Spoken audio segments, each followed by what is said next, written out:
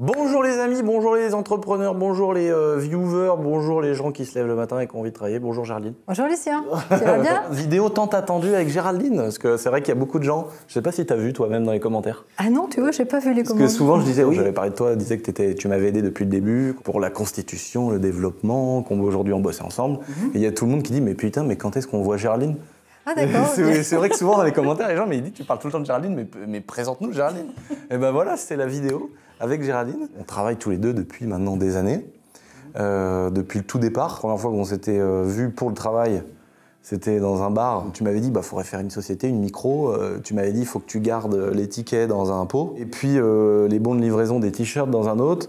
Et moi, je me disais, mais ça sert à quoi de garder les tickets de caisse, tu vois, les factures, etc. Les factures et tout. Et je me disais, mais à quoi ça peut servir? Et puis, on se rend bien compte maintenant à quoi ça sert. On a été ensemble à la CCI pour constituer ma micro-société. Non, mais il y a un autre nom.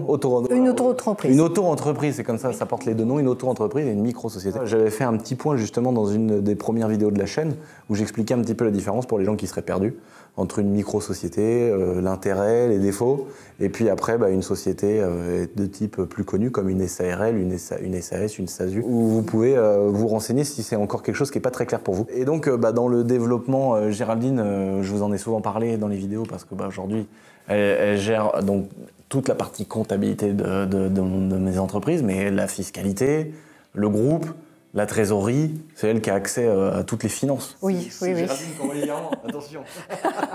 Oui, exactement. Aujourd'hui, ton poste, c'est pas vraiment comptable, c'est plutôt... Moi, je me dis que j'accompagne. Oui, mais non, mais c'est plus que ça. T'es trop modeste. Non. J'accompagne le dirigeant, si tu veux. Oui, voilà. Je te donne les chiffres pour que tu puisses prendre tes décisions, etc. Je te dis où on en est, que ce soit dans la trésorerie, mais aussi après dans toutes les situations, dans tes marges, etc. On voulait faire cette petite vidéo pour vous expliquer, déjà, Géraldine, mon cas particulier, dans le fait où il y a plein de gens, j'en avais parlé, qui disaient présente-nous, etc. Donc c'est vrai qu'aujourd'hui, elle a plutôt le rôle de responsable de tout l'environnement financier, on va dire, pour être très large, fiscal et comptable de mon groupe d'entreprise. Et puis après, on s'est développé. Donc en fait, nous, ça a commencé avec une micro-société. Géraldine, elle travaillait encore à côté. Nous, elle me donnait juste des conseils, quoi. C'est ça. Après, j'ai monté ma micro-société. Avec ça. Toi, on a été au rendez-vous. Oui, je me rappelle, on a fait un petit cours. Oui, voilà, c'est ça. Il y a eu une période de transition. Après, on a monté une structure, donc SAS. Comme j'avais expliqué dans la vidéo, pour nous, l'intérêt, c'était une SAS plutôt qu'une SARL. Et puis à un moment donné, j'ai dit à Géraldine, j'ai besoin de toi, ou comment on fait? C'est ça, oui. Tu m'as appelé un jour, j'étais en vacances et j'ai décroché le téléphone et Lucien m'a dit moi, Géraldine, je crois que voilà, est-ce que ça te tente de venir travailler avec moi? Ouais, incroyable en vrai, parce que c'est vrai que moi, au début, je me disais, mais c'est pas possible, tu vois, c'est un truc de fou, si tu veux, d'avoir besoin d'avoir quelqu'un avec toi à temps partiel au départ. Je me disais déjà, c'est énorme, parce que je voyais l'exemple, et c'est tout l'objet de la vidéo. Je voyais l'exemple de gens qui avaient des sociétés avec des bâtiments, avec des salariés, des structurés, et qui avaient un comptable qui venait une fois par mois. Mon ancien patron, par exemple, qui avait d'un seul coup un comptable qui venait comme une fois par mois, des fois une fois par an sur d'autres sociétés que j'ai déjà vues. Je me disais, mais comment ça se fait que moi, à mon tout petit niveau, j'ai besoin de quelqu'un plus que ça? C'est vraiment pour moi quelque chose qui est négligé dans beaucoup de sociétés, mais on va revenir dessus. Et donc Géraldine, au début, avait fait, par rapport à son travail de l'époque, avait pris 20% de ton temps pour venir chez moi. 10%. Ah, 10% au départ? 10%, ouais, c'est ça. Et donc la première journée... Une demi-journée, je préfère. Une demi-journée par semaine. C'est ça. Et puis au bout d'une semaine, elle m'a dit, on a un problème. On a fait ça quand même pendant 6 mois, le temps que je quitte mon ancienne entreprise et que j'arrive chez toi. Et après, je suis arrivée à plein temps chez toi. Enfin, plein temps, à 80%, parce que je travaille à 80%. Et au bout de quelques semaines, tu m'as dit, faut trouver d'autres solutions, quoi. C'est ça, exactement. Il y a 20% d'un temps plein. C'était soit tu faisais appel à un cabinet comptable qui te faisait toute ta comptabilité. Parce que tout à l'heure, quand tu disais que tu avais ton ancien patron ou il y avait quelqu'un qui venait qu'une fois par semaine ou une fois par mois ou une fois par an, ça peut être ça. C'est soit tu fais appel à un cabinet comptable qui te tient ta comptabilité de A à Z, voilà, et qui te fait tes déclarations de TVA tous les mois, etc. Ou alors tu embauches un comptable sur place. Voilà, qui va te gérer et qui te fait tout, aussi bien tes TVA. Et tu vois ton expert comptable beaucoup plus occasionnellement. Il y a 2 écoles, donc ce que vient d'évoquer Géraldine, justement. Les gens qui vont préférer travailler avec des cabinets comptables, moi, c'est pas ce que je préfère, mais je sais qu'il y a des gens qui le font très bien. Mais il y a aussi beaucoup de gens du fait que ce soit pas leur travail qui néglige un peu le truc. C'est pas que c'est des gens pas professionnels, mais ça a quand même rien à voir que quelqu'un qui est embauché, qui est dans une entreprise, qui travaille au sein d'une entreprise, extérioriser les choses, là, pour moi, qui représentent 50% d'une entreprise, moi, ça me paraît fou. Mais il y a des gens qui le font tellement bien que ça paraît logique pour certains. Toi, t'as préféré. Moi, j'ai préféré, bah oui, avoir quelqu'un en direct. Et on peut se discuter tous les jours, on peut échanger sur les projets, etc. Et je pense qu'à un moment donné, un certain développement, un certain niveau, je pense que c'est complètement indispensable. Tu es obligé d'avoir quelqu'un en interne qui tienne ta comptabilité et que tu saches où t'en es au fur et à mesure. C'est vrai que Géraldine, au début, quand elle venait, que 20% du temps, 10-20% du temps, tu m'as vite dit, bon là Lucien, faut qu'on fasse quelque chose. C'est ça. Faut qu'on trouve une autre solution. Et tu m'as même dit, je me rappelle, tu m'as même dit, mais même si je viens à temps plein, il faudra quelqu'un en plus. C'est ça, exactement. Voilà. Mais oui, pourquoi? Parce que tes sociétés, t'as monté une SASU, une première SASU, puis tu avais plein d'idées, donc tu as développé d'autres sociétés, etc. Et au fur et à mesure, on ne se rend pas compte, mais la saisie de la comptabilité, c'est tous les jours, c'est beaucoup de factures qui arrivent. On va revenir dans la vidéo justement sur le détail de quelqu'un qui va être à ton poste, et puis des gens qui vont avoir quelque chose de très précis à gérer. On a tous les cas de figure chez nous maintenant.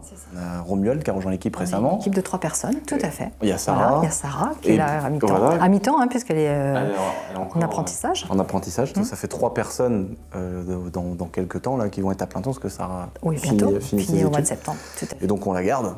On a la chance de pouvoir la garder. Ouais, c'est trop bien. L'idée de cette vidéo, c'est d'expliquer que la compta, c'est ultra important. Pour moi, c'est 50% de la réussite d'une entreprise. Et il y en a que ça saoule. Et moi, je dois un peu la passion de tout ça à Géraldine. Parce qu'elle m'a amené d'une manière tellement pédagogue et avec l'importance que ça a réellement, que moi, ça m'a développé j'ai développé une sorte de passion pour ça. Je suis très intéressé et c'est vrai que ça fait beaucoup plaisir pendant tous nos rendez-vous, surtout aux équipes qui sont là. C'est ça. Parce qu'ils se disent, putain, Lucien... Mais tu sais de quoi tu parles? Oui, voilà. Ça. Et les gens, ils se disent, on n'est pas encore pris pour les relous, la corvée de l'entrepreneur. C'est exactement ça, parce que le métier de comptable, en plus, c'est vu un peu comme un métier, au fond, les anciens, un peu poussiéreux, etc. Alors, le métier de comptable, pas le métier de finance, parce que je distinguerais la finance de la comptabilité, mais la comptabilité pure, qui est la saisie des écritures, la retranscription de ce qui se passe dans l'entreprise. C'est un peu péjoratif au départ. Et moi qui adore mon métier, et je suis une pure comptable, d'accord, c'est bien ce que je dis, je suis une pure comptable et j'adore ce que je fais, donc c'est pour ça que j'aime bien le transmettre. Et moi, ça m'a donné cette passion pour la comptabilité, mais aussi la gestion des finances, la fiscalité. Alors, on peut faire la distinction, la gestion, quand on parle de la gestion des finances, c'est pas compliqué. Sur ces 3 points-là, c'est 3 choses qui me passionnent énormément, qui pour moi représentent 50% de la réussite d'une entreprise. Donc les finances, c'est gérer sa trésorerie parce qu'il y a des choses qui tombent. Il faut payer la TVA, il faut payer les salaires, mais il y a les charges, il y a les charges sur les salaires, sur les frais généraux, les achats de marchandises, la marge, les crédits à rembourser, les loyers, machin. Donc ça, c'est la gestion des finances, gestion de la trésorerie.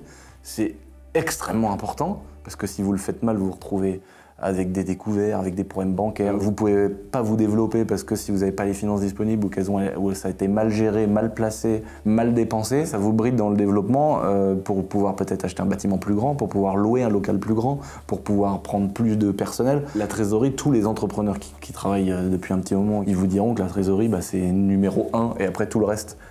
C'est plus dur de gérer sa trésorerie que de faire tourner une boîte et de faire rentrer de l'argent. Et on est justement là pour faire tes prévisions de trésorerie en fonction de toutes les charges qui vont tomber, etc. On est là, la comptable, elle est là pour ça. Le côté finance de la compta, c'est aussi apporter des chiffres, apporter des statistiques. Par exemple, je prends un exemple qui est concret, c'est celui du magasin de moto. Aujourd'hui, on est en train de faire des bilans, des pré-bilans, de savoir, vous fera une vidéo d'ailleurs dessus, pour dire est-ce que c'est plus rentable pour nous de vendre une moto plutôt que de vendre la prestation d'une réparation de moteur ou de vendre un casque et des bottes. Et la question, elle se pose vraiment parce qu'aujourd'hui, on a une marge qui n'est pas folle du tout sur les motos. Par contre, quand quelqu'un vient refaire son moteur chez nous, on a un peu plus de marge, mais la main-d'œuvre coûte cher. Donc, en fait, quelle est la meilleure chose à faire? Il faut qu'on sache si on a grandi l'atelier et qu'on développe l'atelier parce que c'est plus rentable que le reste? Est-ce qu'on réduit un peu les motos? Est-ce qu'il faut plus vendre des grosses motocross ou des YCF? Ou est-ce qu'on réduit un peu le nombre de motos disponibles et on agrandit par exemple les casques et les bottes et les vêtements et le textile? Ça, c'est des chiffres que justement la comptable va pouvoir donner aux gérants. Et nous, la différence, c'est qu'on travaille vraiment main dans la main. Et Géraldine, elle me donne ses conseils parce qu'elle a beaucoup d'années d'expérience dans la comptabilité, la fiscalité, tout va ensemble. Et la finance, parce que justement, en fonction de la trésorerie disponible, est-ce qu'on peut développer ci, est-ce qu'on peut faire des travaux? C'est tout ça qui fait l'environnement qui est très important, qui est financier. Donc ça, c'est vraiment les finances, qu'est-ce qu'on peut acheter, sur quoi on va aller, les statistiques comptables qui permettent de savoir comment gérer les finances d'une entreprise. Et donc ça fait partie de l'onglet où je voulais revenir dessus, finance. Ensuite, il y a la fiscalité. La fiscalité, c'est plutôt la structure de l'entreprise, c'est comment vous allez payer vos impôts, quel statut juridique choisir le plus adapté à l'activité, comment réadapter en fonction des changements ou des développements de l'entreprise. La fiscalité, c'est l'environnement d'une entreprise, par exemple avec une holding qui détient des filles, un truc très simple pour les boutiques éphémères. On a rajouté à notre cabis organisation d'événements. Tout à fait, ça c'est par rapport à nos statuts, tout à fait. Voilà, d'être correctement, que le note juridique soit bon. Voilà, le côté juridique et la fiscalité soient propres d'une entreprise. Et si tu peux rajouter un petit point, Géraldine, oui, sur la fiscalité, après, c'est l'entreprise, surtout. C'est savoir, voilà, au niveau des impôts. Le temps que ça te prend, est-ce que tu gères par rapport à ça aussi? Oui, alors donc la fiscalité, c'est quoi? C'est aussi savoir quand on investit dans quelque chose, quand on achète quelque chose, comment fiscalement ça va être traité derrière. Parce qu'il y a une différence, alors je fais très court, hein, mais entre les charges comptables et ce qui peut être déductible fiscalement ou pas. Voilà. Donc, ça nous permet de nous orienter, de prendre certaines orientations plus certaines que d'autres. Voilà. Comme la grande histoire très connue des véhicules de tourisme, je prends l'exemple, le véhicule de tourisme qui fiscalement, les amortissements ne sont pas déductibles fiscalement en totalité. Ben voilà, est-ce qu'il vaut mieux acheter un véhicule de tourisme ou est-ce qu'il vaut mieux acheter un véhicule utilitaire qui lui est déductible tout de suite? Voilà, utilitaire c'est déductible tout de suite. Ou est-ce qu'il vaut mieux un véhicule de tourisme et de l'acheter en crédit bail pour pouvoir passer dans les charges une partie des loyers? Oui, mais alors on y passera une partie des amortissements de l'autre côté, donc le traitement est un peu... Quand on l'achète cash quand même, oui, d'accord. Oui. Donc oui, la finalité, c'est surtout la différence de coût, là. Oui, c'est ça, voilà. Entre les deux. Mais fiscalement, ils seront traités de la même manière. Mais c'est tellement compliqué, en fait, parce que à la fois un véhicule, en fonction de ton entreprise, va falloir l'acheter cash si tu as la trésor, ou va falloir l'acheter en crédit bail. Va falloir l'acheter sur telle structure ou pas parce que tu as de la TVS, taxe sur les véhicules de société, ou pas, est-ce que c'est un utilitaire, etc. Donc ça, c'est énorme. Oui, il y a plein de choses qu'il faut prendre en compte. Tout ça, voilà, faut le savoir, faut l'anticiper. Oui, c'est des règles, comme dans beaucoup de métiers, hein, il y a des règles, et en comptabilité et fiscalité, il y a des règles. Ça me fait penser souvent quand on construit une maison, ou quand on construit un bâtiment ou quelque chose. En fait, tout ce que je fais dans l'entrepreneuriat, dans les entreprises, je le compare à du concret. Et c'est vrai que moi, il y a un truc où je me dis, mais quand tu fabriques une maison, moi j'avais fabriqué toute une chambre et tout dans mon ancienne maison. En fait, tu arrives, tu es sur une dalle en béton, il n'y a pas de mur, il n'y a pas de toit, donc tu es dans le vide, tu es dans l'espace, et tu dois savoir où mettre la télé. Parce que quand tu vas faire les murs, il faut que tu passes les fils, il faut que tu saches comment tu vas mettre ton lit en fonction de là où tu vas mettre les fenêtres et la baie vitrée. Et donc en fait, il faut te projeter limite comment tu vas mettre l'angle de ton lit. Tu vas aller par où, parce qu'il y a des gens qui préfèrent avoir le lit dans le sens de la lune ou je sais pas quoi, ou sud ou nord. Et donc en fait, il faut calculer énormément de choses alors que tu es dans un endroit où il n'y a encore pas les murs de la maison qui sont posés. La création d'une société, c'est la même chose. Voilà, et je le compare souvent à la création d'une société parce que en fonction de ce que tu vas faire, de l'activité, est-ce qu'il y a des salariés, est-ce que c'est une activité qui va servir directement, est-ce qu'elle va avoir des clients, est-ce qu'elle va avoir que ton autre entreprise en client direct, est-ce que tu fais une SAS, une SARL, est-ce que tu comptes te prendre du salaire, des dividendes, est-ce que tu as... C'est ça, il y a plein de choses à poser avant. Et ça, tout ça, c'est dans la grande enveloppe en compta, fiscalité, la gestion vraiment d'une entreprise. Et c'est vrai que parfois c'est compliqué parce que moi, par exemple, on a une société garage qui vend pratiquement pas à des clients de prestations, et c'est vraiment un garage qui est là pour bosser pour ma boîte de vidéos. Donc toutes les vidéos où Dylan travaille, où on voit les voitures pour notre société de vidéos, on a créé un garage parce qu'on avait besoin de se structurer, de développer quelque chose de beaucoup plus concret, parce que maintenant on a un local avec des salariés, des ponts, des outils, mais ce besoin qu'on a de garage, il est uniquement pour répondre à la demande de la boîte de vidéos. Et donc après, il y a des conditions légales, il faut être raccord avec la loi. Il y a des choses où tu peux passer en évasion fiscale, tu peux passer en abus de biens sociaux. Enfin, tu vois, tu peux pas prendre un avion, partir à Las Vegas avec ta femme, tes enfants, et louer un bateau et dire j'y vais je fais genre que je travaille et en fait j'y vais, j'emmène ma famille, on fête mon anniversaire. Sinon après ça finit comme Carlos Ghosn à Versailles. C'est ça, ouais. Non, c'est pas le but. C'est pas le but. En fait, il y a plein de points sur lesquels des fois par exemple on se pose des questions. Où tu peux te faire Ce qui est riche, justement, c'est qu'on a plein de sujets et plein de sujets à creuser avec toi et la création des sociétés, etc. Et moi, c'est ce qui m'a intéressé. Auparavant, je travaillais dans un gros groupe, on s'était hyper cadré, mais là, on a diverses activités, donc on est obligé de se poser encore plus de questions. Ouais. Et on a la chance d'être quand même bien entouré. Voilà. On s'entoure d'avocats, de fiscalistes, d'avocats en droit des sociétés, d'un expert comptable. Exactement. Aujourd'hui, on a toute une équipe autour de nous.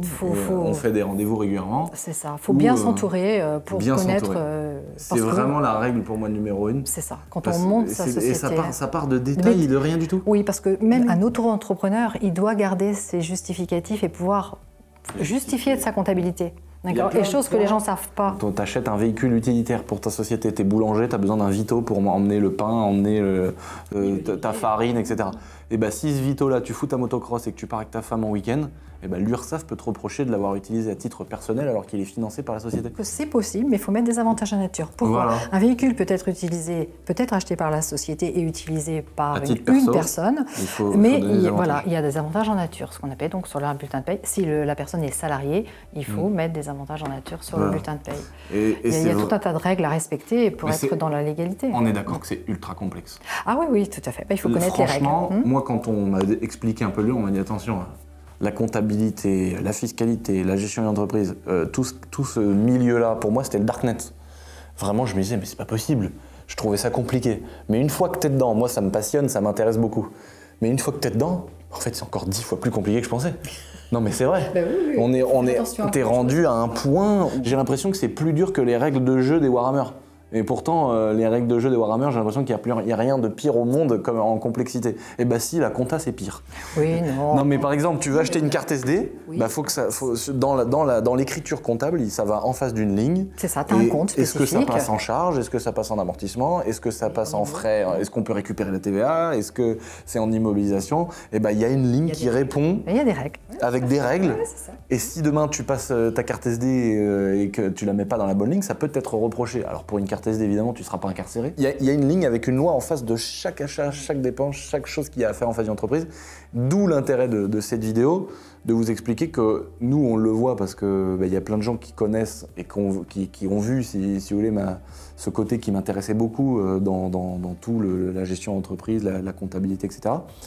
Et il y a énormément de personnes. Alors là, sur YouTube, c'est pas pour dénigrer parce que j'étais le premier à pas connaître au début. Et franchement, ma bonne excuse, c'est que ça m'intéresse beaucoup.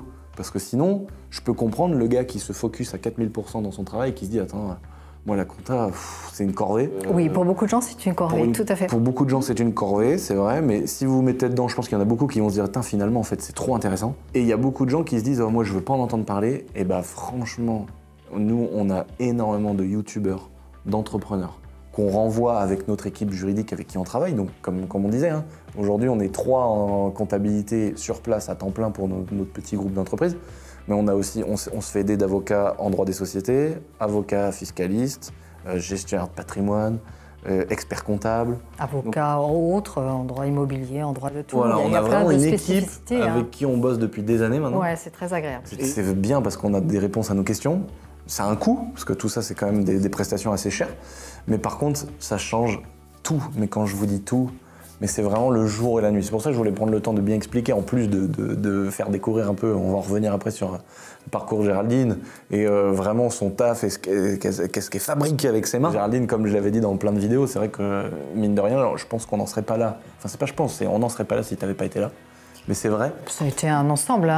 Bien sûr, c'est un ensemble, mais tu m'as beaucoup aidé là-dedans. Oui, c'était très agréable de pouvoir t'accompagner. Bien sûr, mais... Tu as 1000 idées, donc c'est toujours très intéressant. Toi, tu as les idées et nous, derrière, on essaie de cadrer le sujet. Voilà, c'est ça. C'est le but. Mais tu as été très importante pour le développement, pour les bons conseils que tu m'as donnés, parce que moi, je peux partir dans tous les sens, mais il y a des règles, il y a des petits détails, des règles, de la technique que je connais pas, de la faisabilité. Oui, mais par contre, ce qui a été très agréable, c'est que quand je suis rentrée, tu m'as dit Géraldine, voilà, moi je vais partir voilà, dans tous les sens. Le but, c'est que tu me cadres. Ouais. Voilà. Et donc, mon rôle, c'est ça. Voilà. Le but, c'est que toi, tu t'émets les idées, et puis moi, je te dis dans quel cadre on peut les faire. Voilà, c'est ça.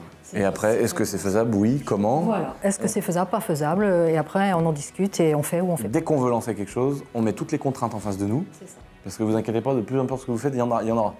Et toutes les contraintes, et quel est le chemin le plus court, le plus facile, le moins coûteux pour aller vers notre but en passant toutes les contraintes. Et moi, je fais ça dans la vie de tous les jours. Il y a une galère, et on en a, hein, parce que les gens, ils me voient sur YouTube, ils se disent « Ah, lui, la vie qu'il a, ce mec-là… » Mais on a aussi des problèmes, on a aussi des galères, on a aussi des trucs chiants, on a aussi des vies personnelles, tout le monde comme tout le monde. Faut pas croire que c'est la fête, même si je fais en sorte que tous les jours j'ai la vie que je veux. Que ce soit à titre personnel, à titre de relations, de professionnel, de trésorerie, de gestion d'argent, etc.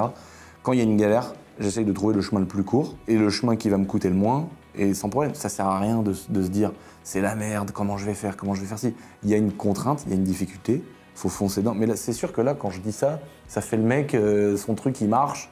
Et quand il y a une galère, c'est facile de gérer une galère. Mais vous inquiétez pas qu'on en a eu des vrais. Je peux vous dire que Géraldine, depuis les années qu'on travaille ensemble, on en a encore, on en a eu des grosses. Après, il y a des choses qu'on est obligé d'abandonner aussi, Voilà. qu'on ne peut pas faire. Mais on a pris des grosses baffes où le moral, tu le prends en pleine tête. T'as plus le moral, tu te dis putain, c'est pas possible, on veut nous démonter là. Il faut faire face en disant quelle est la meilleure solution. On est de point A à un point B. Point A à un point B, il y a là la merde à gérer. Les règles et on va essayer d'y aller le plus simplement et le moins coûteux. Ça sert à rien de se dire de se plaindre ou machin. À un moment donné, tu gagnes pas d'argent en faisant ça et ça règle pas les problèmes. Mais par contre, ce qu'on fait maintenant, et on évite les problèmes, c'est qu'on anticipe énormément tous nos projets. Par exemple, quand tu achètes un bien immobilier, systématiquement, on va faire un rendez-vous avec la mairie. On va faire un pré-rendez-vous notarié, par exemple, avec un notaire pour, avant de signer un compromis, peut-être bien expliciter, bien comprendre le compromis, bien comprendre les contraintes, appeler la mairie. Pourquoi aller prendre un rendez-vous avec la mairie quand tu achètes un bien immobilier? Tu vas te dire, c'est le travail du notaire, ça. Mais oui, mais il y a peut-être des choses que tu sais pas. Et à chaque fois que j'ai fait un rendez-vous avec une mairie avant d'acheter un bien, j'ai appris des choses. Sur des droits de passage, sur des servitudes, sur des histoires avec l'ancien propriétaire qui est peut-être en guerre avec le voisin. Tu vois, ça t'évite d'arriver de te rendre compte que tu es déjà en guerre avec le voisin sans le connaître. De te dire, tiens, la mairie, elle a quand même pour projet, mais c'est pas mis dans l'acte notarié, parce qu'il n'y a rien qui est écrit pour l'instant, mais la mairie, elle a pour projet. Moi, avant d'acheter ce château-là, il y avait un autre château que je comptais acheter, qui était très beau, très très beau. Il y avait un petit ruisseau. Pour vous donner encore une fois un exemple concret, il n'y avait rien de marqué dans les actes notariés, pour la simple et bonne raison que la mairie et les propriétaires essayaient évidemment de ne pas trop en parler, parce que c'était un peu un point noir. Pourquoi? Parce que le petit ruisseau, personne ne savait si c'était du registre particulier, si quand tu achetais le château, tu avais le ruisseau, ou si c'était du registre public. Donc ils ont été chercher dans des espèces de registres napoléoniens de l'époque pour savoir, dans les archives, savoir à qui appartient le ruisseau, pour qu'au final la mairie oblige les propriétaires à virer le ruisseau, c'est-à-dire boucher le ruisseau, mettre des drains sous terre et tout. Tu avais 450 000 € de travaux en gros. Donc tu achetais un château, tu avais 450 000 € de travaux obligatoires, mais ça c'était pas écrit dans les actes notariés. Donc si tu veux, c'est un détail, mais par exemple ça t'évite des gros problèmes. Et évidemment, si je fais ça maintenant, c'est que je les ai tous eus les problèmes. Vous avez sûrement tellement vu la vidéo du manoir, et vous avez compris que les bâtiments frappés d'alignement, les problèmes de mise en péril des bâtiments, les servitudes, les droits de passage, les préemptions. On a eu tous les problèmes qui existent. Donc quand c'est dans le cadre d'une entreprise, mais comme je vous dis dans l'achat d'un bâtiment, dans l'achat d'une voiture, comme les gens maintenant qui vont dire j'achète une voiture mais je veux qu'on l'emmène chez le concessionnaire ensemble, comme ça ils vont la passer à la valise, ils vont la checker, ça va me coûter peut-être 200 balles, mais avant de signer je veux être sûr. Et ça évite énormément de problèmes. C'est clair, c'est net, et nous c'est ce qu'on fait. On se lance dans un projet. On essaie d'anticiper au maximum. Par exemple, là, on voudrait cultiver les pommiers. C'est tout un tas de pommiers qui étaient là au château pour faire du cidre et du jus de pomme, etc. Il y a énormément de contraintes. Parce qu'il faut qu'on sache comment cultiver, combien ça coûte, est-ce que c'est encore rentable aujourd'hui? On ne le sait pas, nous. Peut-être que pour un viticulteur ou pour un agriculteur, il a juste acheté une remorque ou un système différent au cul de son tracteur et qu'il va cultiver les pommes et faire du cidre ou du jus de pomme. Mais peut-être que c'est facile pour lui parce qu'il est viticulteur. Nous, qui n'y connaissons rien, peut-être que le matériel, il y en a pour 250 000 € de matériel. Et on se dira peut-être qu'on ne fera pas. Et qu'on se dira à la fin, finalement, on ne fait pas de pommes. Il faut monter une société agricole. Il faut peut-être avoir des formations, il y a peut-être énormément de contraintes. Donc aujourd'hui, on prend, typiquement, on va prendre rendez-vous avec, comment ça s'appelle, c'est pas le ministère de l'Agriculture, mais c'est la MSA. C'est la MSA, par exemple, qui vont te donner les conseils, avec un notaire, avocat fiscaliste, avocat en droit des sociétés. On va vraiment se renseigner partout, savoir combien ça coûte, comment on peut le faire. Est-ce qu'il y a des délais? Moi qui ne suis pas formé en tant qu'agriculteur, est-ce qu'il y a besoin d'avoir une formation? Est-ce que je dois passer une petite formation plus courte pour gérer le truc? Donc en fait, tout ça, c'est pour vous dire que plus vous allez anticiper un projet, plus vous allez le préparer, plus vous allez diminuer les barrières qui vont se mettre entre le point A et le point B, du point où vous êtes au point de la réussite de votre projet. Et la réussite de votre projet, ça peut être une réussite financière, ça peut être une réussite personnelle en ayant un taf qui vous apporte 1 500 € par mois. Vous faites que tant d'heures par semaine. Moi j'ai plein de cas de figure autour de moi. Bah, déjà mon père, qui est le meilleur exemple parce que c'était le mec qui n'était pas du tout ambitieux. Lui, son rêve, c'était d'avoir un chalet en bois en Espagne, de pouvoir aller acheter sur le marché ce qu'il faut pour faire un couscous et faire sécher son tabac pour fumer des pipes. Et lui, il disait, tu me donnes 1 000 € par mois et un bout de chalet au bord de l'eau en Espagne, il était heureux. J'ai des ambitions qui sont plus grandes financièrement, mais à côté de ça, est-ce que ça me rendra plus heureux qu'un chalet en Espagne et fumer ta pipe? Pas sûr. Ça se trouve, il aurait été plus heureux que moi. Pas sûr, parce que toi, tu es heureux à faire. Moi, moi, je suis très heureux, mais je critique Exactement. absolument pas. J'ai des amis youtubeurs qui me disent, écoute mec, je me lève tous les jours à midi, le soir je geek, je fais mes vidéos, je travaille que les après-midi, je prends 2 000 € par mois, je peux faire ce que je veux, je travaille pas le matin, je suis avec ma famille, je suis trop heureux. Bah, mais qu'est-ce que tu veux faire de plus? Il a réussi sa vie. Bah, bien sûr, Voilà. s'il est heureux. Maintenant, si en plus de ça, il peut se permettre d'assurer ses arrières et de faire un petit peu de trucs à droite à gauche pour être sûr qu'à la retraite, il ait un petit lit confortable, tout va bien. Chacun ses ambitions, mais préparez-les. Parce que je vous promets qu'on a un nombre incalculable de youtubeurs qui disent « Mec, j'ai un contrôle fiscal, je suis dans la merde. J'ai fait un événement, j'ai vendu, j'ai 50 000 € en espèces dans ma chambre, la banque veut pas me les prendre. » Sauf que si tu vas à la banque avec tes sous en espèces et qu'ils veulent pas te la prendre, les gens disent « Bon, ils veulent pas me la prendre, bonne excuse. » Ben non, malheureusement, il faut creuser plus que ça. Parce que si la banque vous dit « Vous n'avez pas le droit de déposer 50 000 € en espèces », alors que toi tu dis « Bah attendez, moi je fais des vidéos de surf, j'ai vendu mes planches de surf à un événement, les gens ont le droit d'acheter en espèces une planche de surf à 500 balles. Moi, je me retrouve avec 50 000 € parce que j'en ai vendu beaucoup. La banque me dit qu'ils n'acceptent pas de prendre 50 000 €. Maintenant, mes couilles, excusez-moi pour le langage. Pas sur cette chaîne-là. Pas sur cette chaîne-là, c'est autant pour moi. Des fois, j'ai tendance à partir un peu. C'est ça, je te reprends. Et le gars va se dire attendez, la banque les prend pas. Maintenant, moi, je m'en fiche, je garde ça chez moi. Ils avaient qu'à me les accepter. Si on me dit quelque chose, je dirais que la banque n'a pas accepté. Bah non. Tout revenu doit être déclaré, attention. Voilà, que tout ce soit revenu doit être YouTube ou déclaré. sur les réseaux, quel que soit le réseau. Voilà. Et en sortant d'ailleurs d'un an et quelques de contrôle fiscal, je peux vous le dire, parce qu'on m'a reproché, même si c'était pas grave, en 2016, d'avoir eu une voiture et d'avoir fait une plus-value sur cette voiture. Le contrôleur nous a dit mais vous ne l'avez pas déclaré à la fin de l'année. J'avais gagné 2 ou 3 000 € sur mon Audi R8 à l'époque en 2016. Et il dit vous n'avez pas déclaré. J'ai dit attendez, personne n'est au courant qu'il faut déclarer la plus-value sur une voiture perso. Et si vous avez acheté une télévision ou une Switch et que vous achetez votre Switch 300 €, vous la revendez 350 €, à la fin de l'année, il faut déclarer 50 € de plus-value sur le volet bleu. C'est incroyable. Je suis sûr que 100 personnes sur 100 personnes dans la rue ne seront pas au courant de ça. Mais pourtant, c'est la réalité. Alors, si tu le fais pas de manière récurrente, non, mais évidemment, si c'est une exceptionnellement Switch et que tu as gagné 50 € dessus, c'est pas la fin du monde. Même le contrôleur, il a dit bon, là, avec ce que tu as fait à côté, tu n'as jamais eu de problème, tu n'as jamais fait n'importe quoi. L'Audi R8, tu as gagné 3 000 dessus, on passe au-dessus. Mais parce qu'ils ont été cool, mais il y a des gens qui auraient pu dire non, moi je m'en fous, le barème c'est le barème, voilà. Le gros problème aujourd'hui, comme je disais, il y a plein de youtubeurs qui se posent des questions, ils disent moi je sais pas faire, je comprends pas, aide-moi. Donc nous, c'est vrai qu'on renvoie énormément de youtubeurs, parce que c'est mon métier, à notre environnement de tous nos partenaires qui nous aident sur le sujet des entreprises, la fiscalité, les avocats, etc. Là, c'est pas du tout en mode venez vers nous si vous avez besoin, pas du tout. Hein. On a déjà assez de travail pour nous-mêmes, mais c'est pour vous expliquer, faites-vous aider. Parce que quand je vois des gens sur YouTube qui ont des centaines de milliers d'abonnés, qui sont pas structurés, qui n'ont pas d'entreprise, le jour où il y a un contrôle fiscal, quand il y a certains paliers de sommes d'argent qui sont atteints, c'est du pénal, c'est-à-dire que vous pouvez aller en prison, en garde à vue, ça va vraiment très très loin. Et je pense qu'aujourd'hui, il y a des gens qui sont un petit peu naïfs, comme j'ai pu l'être au début, en disant écoute, moi j'ai demandé, on me répond ça, c'est mon discours un petit peu pessimiste, un petit peu du bon français qui aime bien se plaindre. Tout est quand même fait, Géraldine, pour que ce soit compliqué et on vous aide pas. Franchement, on vous aide pas. Je pense que les gens ne mettent pas assez l'accent. Et c'est vrai, sur les auto-entrepreneurs, aujourd'hui, leur fait de dire qu'ils doivent tenir leur comptabilité, etc. Même si c'est une comptabilité simple, mais ils doivent tenir quelque chose. On va en parler de ça. Ouais, je trouve que les gens ne sont pas assez bien accompagnés. Les gens ne sont pas accompagnés. Voilà, aujourd'hui, moi, à l'époque où tu étais avec moi à la CCI, on a eu une mini-formation qui n'avait rien à voir avec ce qu'on allait faire, mais tu as quand même un petit truc. Aujourd'hui, tu peux cliquer sur Internet, en 3 clics, tu as payé 80 €, tu as immatriculé ta micro-entreprise. On ne t'explique pas quels sont les seuils à ne pas dépasser. Quand tu as dépassé un certain seuil de chiffre d'affaires, tu es soumis à payer de la TVA. Quand ça redépasse encore un autre palier, tu dois être transformé en société. Personne ne t'explique quels sont les montants des seuils à ne pas dépasser. Personne t'explique comment passer d'une petite société à la soumettre à la TVA. Personne t'explique ça. Alors vous allez me dire, oui, mais en même temps, si tu te lances dans une entreprise, à toi de chercher, à toi de creuser, à toi de te démerder. Je suis d'accord. Il faut prendre aussi en compte des gens qui vont créer une entreprise, ils peuvent chercher, etc. Je suis d'accord, j'excuse pas tout. Il y a des gens aujourd'hui qui bossent dans un domaine, mais où ça n'existe pratiquement pas d'être salarié.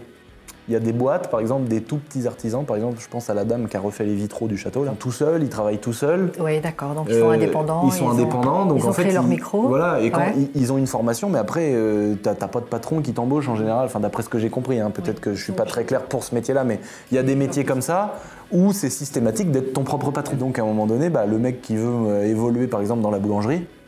Oui, puis c'est pas inné à tout le monde de savoir où aller chercher, etc. Le mec qui veut développer, il est boulanger, son rêve c'est d'évoluer dans son métier de boulanger. L'évolution à un moment donné en boulangerie par exemple, peut-être encore une fois je suis pas très exact, mais à un moment donné l'évolution c'est d'avoir ta boulangerie. Ce que je veux dire c'est qu'à un moment donné t'es patron, mais toi peut-être que t'es passionné par la boulangerie et que tu veux évoluer pour avoir plus de salaire, mais que ça passe obligatoirement par le fait d'être ton propre patron. Des gens qui vont dire bon je vais reprendre la boulangerie de mon oncle ou de mon pote, ça veut dire qu'il faut que je fasse un cabis, soit je fasse une société.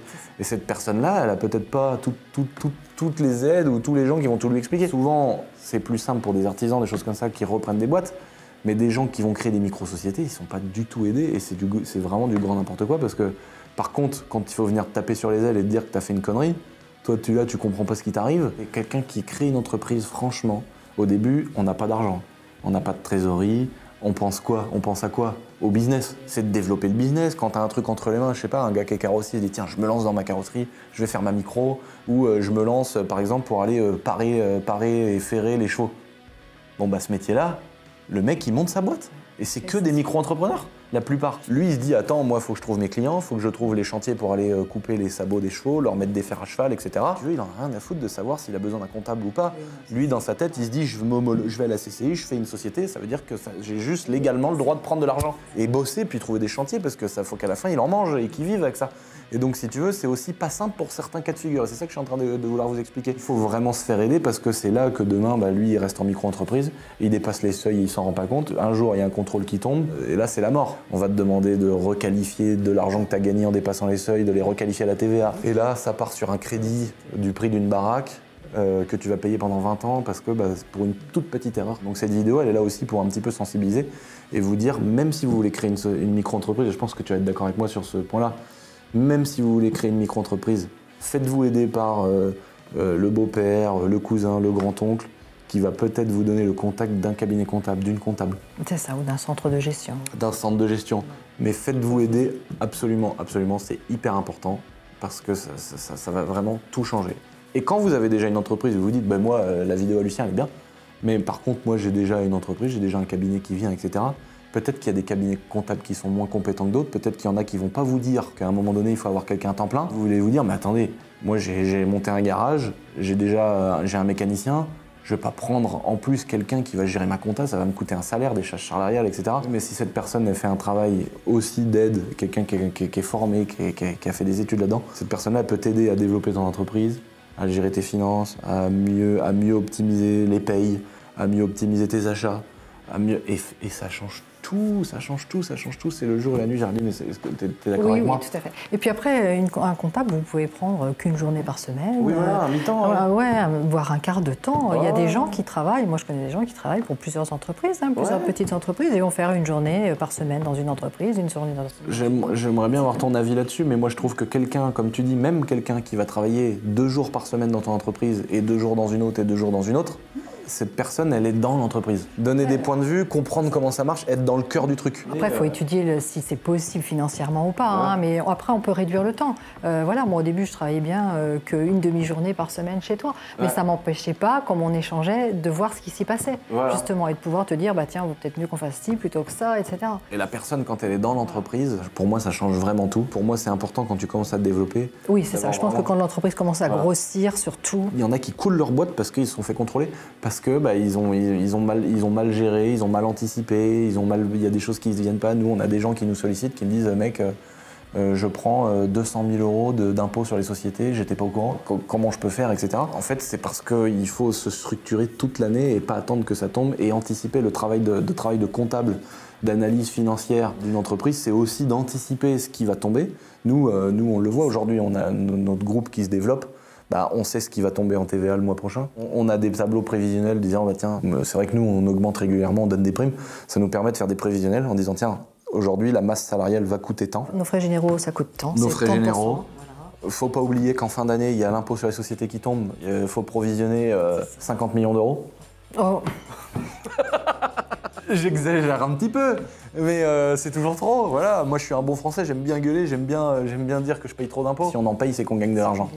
Donc il faut pas se plaindre. On est quand même dans un pays qui est pas en guerre. Voilà, bon, il y a pas des gens qui sont tout le temps souriants. Faut creuser un petit peu. Il y a encore des belles actions, il y a encore des belles personnes. Il y a pas que des salauds et des gens malhonnêtes. Malheureusement, ça nous saute qu'à la gueule. C'est comme les commentaires YouTube. Les 3 mauvais commentaires, on retient que ça. C'est ce que je dis. Mais les 2000 positifs, on a tendance à passer au-dessus parce que voilà, à les oublier. Il faut faire de l'argent.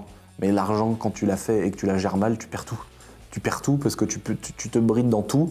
Et quand c'est mal optimisé, tu ne peux rien en faire de cet argent. C'est tellement important.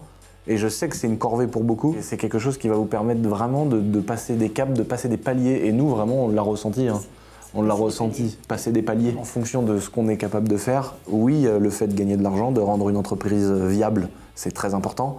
Mais le fait de bien gérer, ça va tout changer. Ça va t'ouvrir la porte pour faire des crédits bancaires. Encore une fois, c'est très simple. C'est comme quelqu'un tu vas à la banque, je voudrais acheter une voiture, ça coûte 15 000 euros.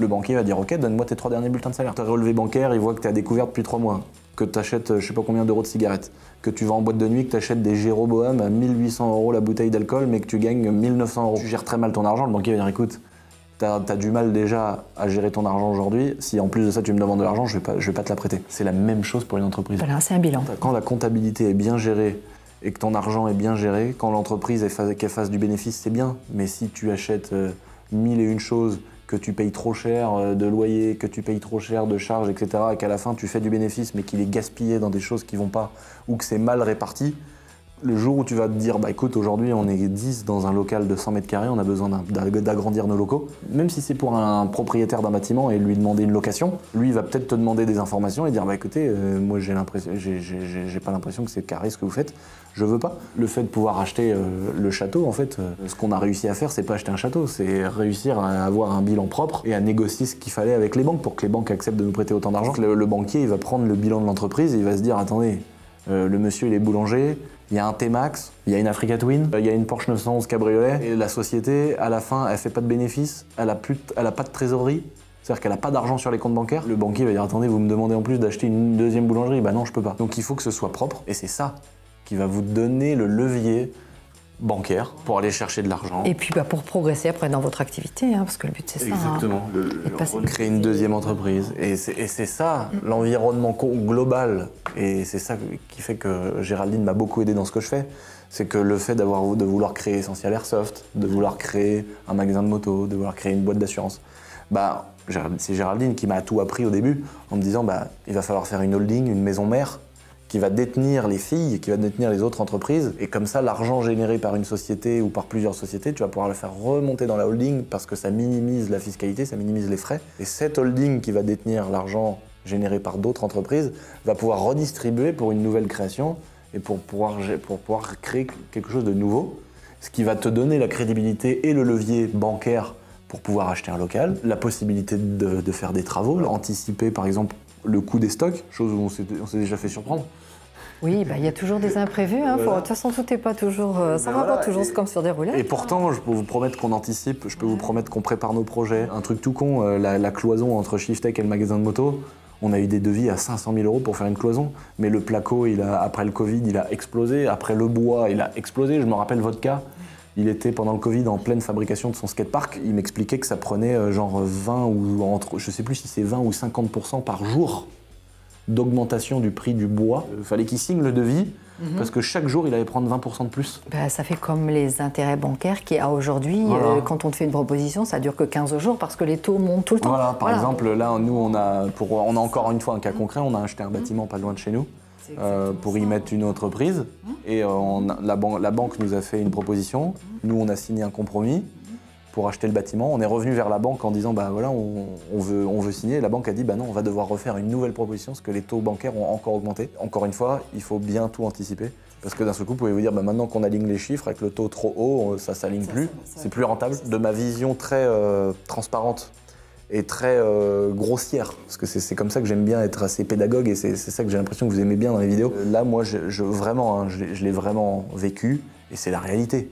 Aujourd'hui, si on est dans un château et qu'on peut faire des vidéos avec des Lamborghini et des buggy et des machins, c'est parce qu'on a passé un cap dans la gestion de notre entreprise. On a aussi une entreprise qui se développe, attention, hein, faut pas oublier qu'il faut qu'on continue à gagner de l'argent, hein, ça tombe pas du ciel. Moi, je l'ai ressenti comme ça, Géraldine aussi, tout le monde, et c'est la réalité des choses. Mais des fois, on peut être un peu déconnecté de la réalité en fonction des chiffres, de ce qu'il y a en face, de dire « Oh là là, mais attends, mais est-ce qu'on est dans un truc qu'on comprend plus comment ça fonctionne ?»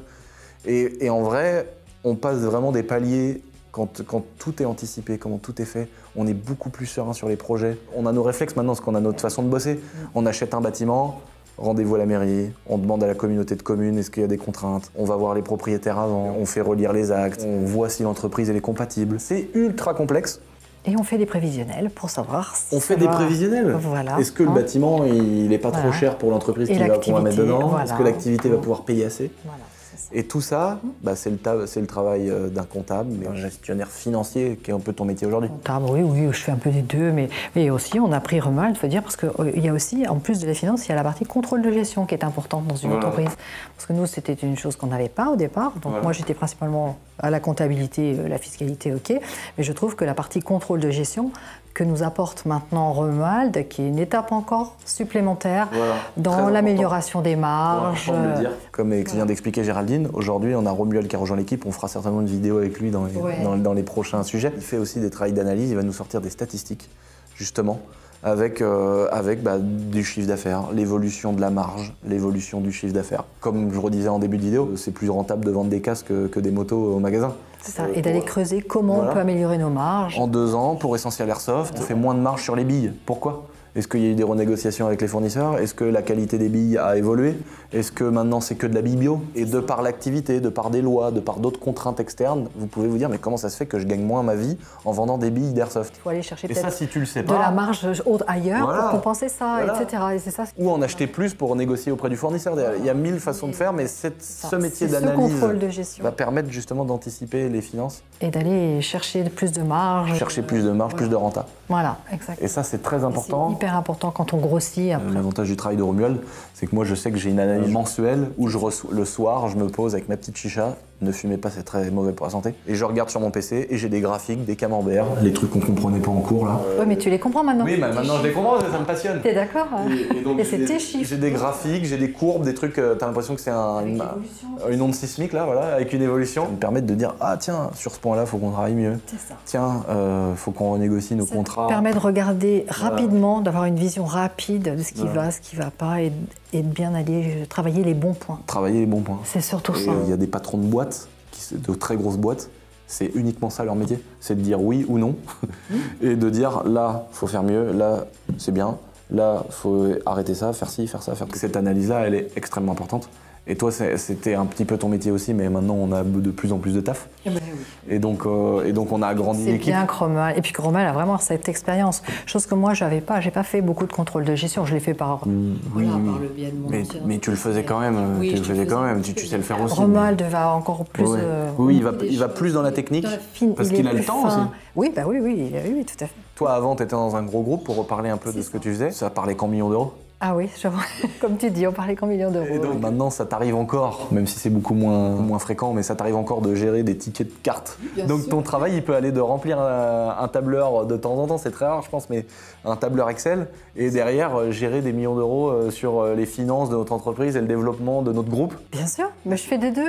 Et c'est ça qui est sympa, je pense, c'est que des fois, tu vas gérer un ticket de repas à 16 euros, et des fois, tu vas te dire, bon là, il y a 4 millions d'euros à placer, comment faire? Moi, j'ai toujours aimé ça. C'est aussi de mettre, comme on dit, les mains dans le cambouis. Moi, je veux pas perdre ça. Oui, c'était ta volonté, c'est ça que je voulais expliquer un peu. Pour de revenir justement dans une petite structure, ce que tu fais plus quand tu es dans un gros groupe, et ce qui est logique, mais de revenir dans une petite structure et de voir les choses de A à Z et de toucher à une multitude de choses, que ce soit du juridique, du social, du fiscal. On a un rôle, et puis on a un rôle un peu central. Voilà, on essaie de savoir un peu tout ce qui se passe et pour gérer au mieux. Comme la gestion des cartes bleues. Comme la gestion des cartes bleues. Ça se passe super bien dans notre boîte. Oui, mais moi, Non, mais la gestion de quel bois il faut payer quelle carte. Ah oui, bah oui, parce qu'on a plusieurs structures. Voilà. Donc, faut être vigilant. Non, mais en vrai, c'est vrai que ça c'est pareil, ça c'est un petit problème qu'on a. Mais il y a toujours des petites choses à C'est des améliorer, petits c'est détails. l'avantage. C'est vrai qu'en fait, entre le garage, entre la société, entre la boîte de vidéo, la boîte de vêtements, tout ce qu'on fait, dès qu'il y a un achat à faire, même moi, des fois, j'arrive, je viens de voir, je me dis, mais là, je paye avec quoi? Parce qu'on sait plus, quoi. Tu vois, mais il y a des choses, des fois, où tu te dis, mais c'est une galère, et on se rend pas compte, mais il y a des petits détails où c'est une vraie galère. Oui, mais l'avantage, c'est ça, on se dit que ça, c'est une galère, donc ça veut dire qu'on essaie de trouver la meilleure solution pour le gérer au mieux. Je pense que c'est là où on est assez fort, sans dire qu'on est les meilleurs du monde, évidemment, mais il y a des choses où il y a des choses où notre complémentarité nous donne une force. C'est que dès qu'il y a une galère, on en parle. On essaye tout de suite de gérer le problème. On en parle. Comme quand il y a un problème de salariés, quand il y a des gens qui s'entendent pas, etc. Le but, c'est tout de suite de crever l'abcès. Et s'il y a une mauvaise décision à prendre, malheureusement, c'est déjà arrivé, bah faut le faire. Et au moins, on passe à autre chose et ça vient pas incomber le travail d'autres, etc. Ça, ce qui est bien dans les petites structures, c'est qu'on est proche et comme ça, on peut facilement. Oui, c'est vrai que quand c'est trop gros. Tu es très pris au niveau de ton emploi du temps, mais voilà, on arrive toujours à te choper et à dire Lucien, on a besoin. J'essaye de faire au mieux. C'est vrai que moi, ce que je fais maintenant, ça me prend beaucoup de temps. Mais on fait plein de choses, c'est ça qui est génial. Nous, on touche à tout. Même moi, dans la comptabilité, j'avais jamais touché à autant de choses, à autant de domaines, je veux dire. Il n'y a que quand tu travailles dans un cabinet comptable où tu touches à autant de domaines, parce qu'autrement, on est dans notre domaine. Et puis, notre activité, elle est très diversifiée. Donc, c'est nos structures qui font qu'on a plein d'activités. À la fois, tu as rendez-vous avec la MSA pour gérer des pommiers, à la fois avec des gestionnaires de patrimoine pour placer de l'argent en bourse avec une entreprise, après acheter un bâtiment. Donc, en fait, on a toutes les casquettes. Un rendez-vous avec un salarié, pour un sujet mutuel, ou enfin voilà, on fait plein de choses. C'est vrai que c'est très intéressant. Mais en gros, pour clôturer cette petite vidéo, bon, vous n'aurez pas tous la chance d'avoir votre Géraldine dans votre parcours entrepreneurial. Non, mais il y en a plein de Géraldine. Il en existe plein. Il y en a plein, mais je pense qu'il y a d'autant, peut-être pas autant. Dans la vie, quand tu fais quelque chose qui se passe pas trop mal, parce que je vais pas commencer à dire j'ai réussi machin, pas du tout, j'ai rien réussi quand j'aurai 50 ans, un gros bateau avec 2 V10 de Lamborghini derrière, et mon avion et le bazar et le truc, là je pourrais dire bon là maintenant j'ai 50 ans, je travaille plus, j'ai réussi. Pour l'instant j'ai rien réussi, on a fait des choses. On a construit, exactement, c'est le meilleur terme. J'ai construit des choses, c'est vrai, acquérir c'est bien, mais le mieux c'est de conserver. Même quand les choses vont très bien, toutes les 24 heures, je me remets en question. Et ça, je pense que c'est important, mais c'est un autre sujet. Ce que je voulais dire, c'est que, bah oui, dans ce que j'ai construit, j'ai eu un peu de chance, parce que fallait que mes vidéos elles prennent, fallait que mon délire sur YouTube il prenne, il fallait trouver une Géraldine. J'ai eu de la chance de trouver quelqu'un comme Géraldine qui m'a beaucoup accompagné, qui m'a beaucoup aidé. J'ai de la chance d'être bien entouré dans le côté familial. J'ai ma mère qui m'a toujours soutenu du début jusqu'à aujourd'hui, évidemment, mais qui m'a énormément aidé. Aujourd'hui, ma mère, elle s'occupe encore de plein de choses dans l'entreprise, elle gère plein de détails, elle gère vraiment plein de choses autour de la marque de vêtements, du personnel, de tout ce qui se passe au château. Et il y a des gens qui ont pas cette chance, il y a des gens qui partent avec des freins, etc. Mais c'est que des bonnes ou mauvaises excuses. Hein. C'est extrêmement, extrêmement important dans les entreprises de bien s'entourer. Tu as une bonne équipe autour de toi. Quels que soient les gens, tu as une très bonne équipe. Pour reparler de chance... Mais... Non, c'est pas de la chance, tu as su t'entourer d'une bonne équipe. Voilà, il y a de la chance, mais encore une fois, les gens vont dire oui, c'est pas que de la chance, je suis d'accord avec toi, mais il faut la provoquer, la chance, à un moment donné. Oui. Il faut la provoquer. Et aujourd'hui, je m'estime quand même chanceux d'avoir que des gens top avec moi. Il y a vraiment que des gens mortels avec qui je bosse aujourd'hui. Je suis très content, d'ailleurs, je vous remercie tous de bosser avec moi si vous regardez cette vidéo. Donc là, on part un peu du sujet de comptabilité, mais par rapport à toi, Géraldine, tu m'as aidé aussi là-dessus parce que tu as plus d'expérience que moi dans le monde des relations. Toi, tu as embauché des gens dans ton ancien travail. Il y avait des gens aussi, je crois. Oui. Voilà, c'est pas forcément facile. Tu as eu toi-même, tu as été confronté à des conflits entre d'autres salariés, des patrons, des choses comme ça. Donc tu as eu pas mal de cas de figure, c'est normal en quelques années. 25 ans, ouais. Ouais, 25 ans de carrière quand même, hein, donc attention, voilà, tu as quand même vécu plein de choses. Qu'il y ait une super ambiance, que ça se passe bien, que les gens bossent. Malheureusement, le jour où il y a un problème, il faut être très réactif et il faut vite passer à autre chose. Et ça passe par des moments horribles. Ça m'est déjà arrivé et moi, c'est vrai que il n'y a pas beaucoup de choses qui me stressent dans la vie. Hein. Je ne suis pas quelqu'un qui vit avec trop de pression, mais par contre, maintenant, je suis quand même passé un peu au-dessus. Mais au début, virer quelqu'un, moi, j'en dormais pas de la nuit pendant les 2 jours d'avant.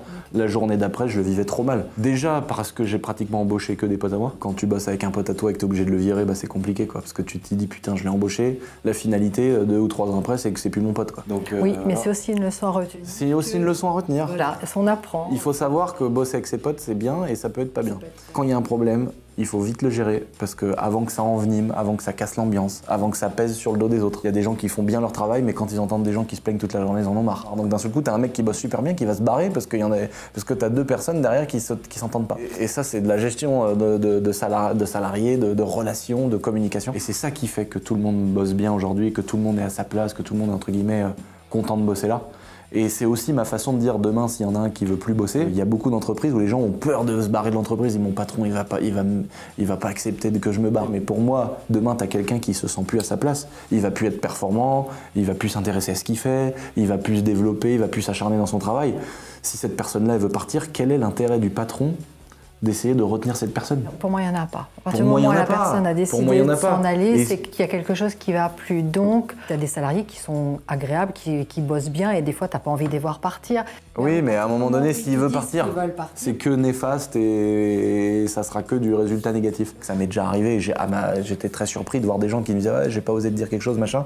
Ils avaient peur de ma réaction. Alors franchement, je pense pas quelqu'un qui a des réactions chelou.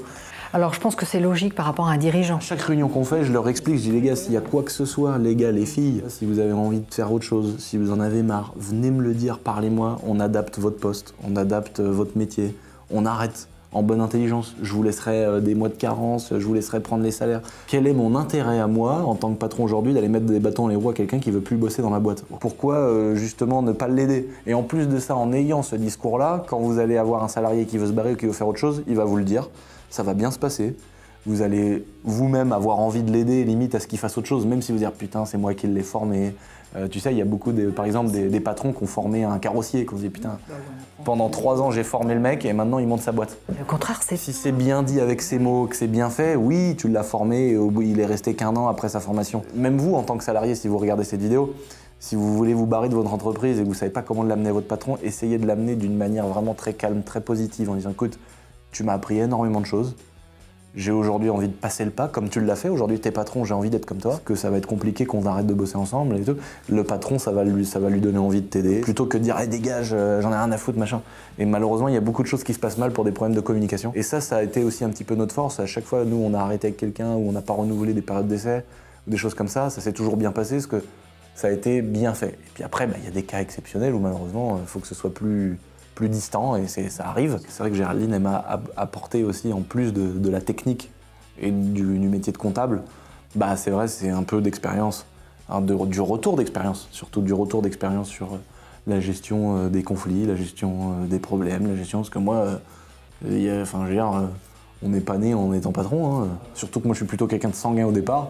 Donc si tu veux, quelqu'un qui, tu sais, ça peut arriver de quelqu'un qui te fait une petite crasse, qui te fait un truc, t'as envie de mal réagir, tu vois. Et donc c'est là qu'il faut être le plus intelligent possible pour que l'entreprise soit toujours pérenne. C'est vrai, tout à fait. Sur ces belles paroles. Merci Lucien. On a parlé de plein de choses, on est rentré un petit peu en détail sur ce que tu as fait avant, oui. Sur ce que tu fais aujourd'hui. Ouais. Voilà. Et moi je suis ravie du poste que j'ai aujourd'hui. Je suis ravi de bosser avec toi, j'espère le plus longtemps possible. De toute façon, si tu arrêtes de travailler avec moi un jour, je me suicide. Oui, c'est vrai, c'est ce que tu m'as dit. Prépare-toi quand même, hein, alors. Encore une fois, l'avantage d'anticiper ces choses-là, évidemment qu'un jour Géraldine, elle fera autre chose, enfin pas autre chose, je pense que... Oh, je partirai à la retraite. Ouais, on a encore au moins 30 ans devant nous. Ouais, oh, moins de ça, oui, c'est ça. Mais ça, c'est pareil, c'est des choses qui se préparent. Voilà, ça s'anticipe. Justement pour pas se dire, oula, elle est plus là, je fais quoi? Encore une fois, c'est encore d'autres sujets, mais c'était intéressant de les évoquer ensemble. Merci pour ta participation à cette vidéo. Merci Lucien, à toi. Merci à vous les amis d'avoir regardé cette vidéo. J'espère que vous mettrez dans les commentaires big up à Géraldine. Voilà. Parce que c'est vrai qu'il y avait beaucoup de gens qui disaient putain, on est pressé de voir et qu'elle nous raconte un peu son histoire. Dites-nous s'il y a des points sur lesquels on n'est pas revenu et que vous auriez aimé qu'on développe. Ça peut être l'objet d'une petite intro dans une prochaine vidéo ensemble sur des points qu'on aurait pu éclaircir, sur lesquels on n'est pas rentré aujourd'hui. En plus, vous connaissez un peu ma transparence et le fait de parler, pourquoi pas, de chiffres ouvertement, comme je l'ai fait déjà plusieurs fois. N'oubliez pas de vous abonner, bientôt 300 000, c'est incroyable. 300 000 sur la chaîne secondaire, beaucoup de vues, beaucoup d'engouement. Les commentaires sont incroyables, continuez, merci. Mais il y a un effet de mode et c'est une bonne nouvelle des jeunes aujourd'hui pour ce côté entrepreneur. Alors on voit tout sur les réseaux sociaux, mais il y a un effet de mode quand même du côté entrepreneurial, se développer, valoriser son poste de salarié, valoriser son travail à un patron pour avoir une prime, monter son entreprise. Il y a vraiment un effet de mode sur le côté entrepreneurial, gagner de l'argent. Et il y a beaucoup de gens, de jeunes qui justement montent leur entreprise et je trouve ça chouette. Donc c'est très bien, mais encore une fois, vois, d'où l'intérêt de bien s'entourer dès le départ. Donc 300 000 abonnés, ouais, bientôt. C'est un truc de fou. Donc ça montre quand même quelque chose. Hein. Ça veut pas rien dire. Hein. Ça veut dire que les gens s'intéressent, les gens s'intéressent. C'est positif. Hein. Ta chaîne est positive. Donc n'oubliez pas de vous abonner, c'est très important. Et à bientôt.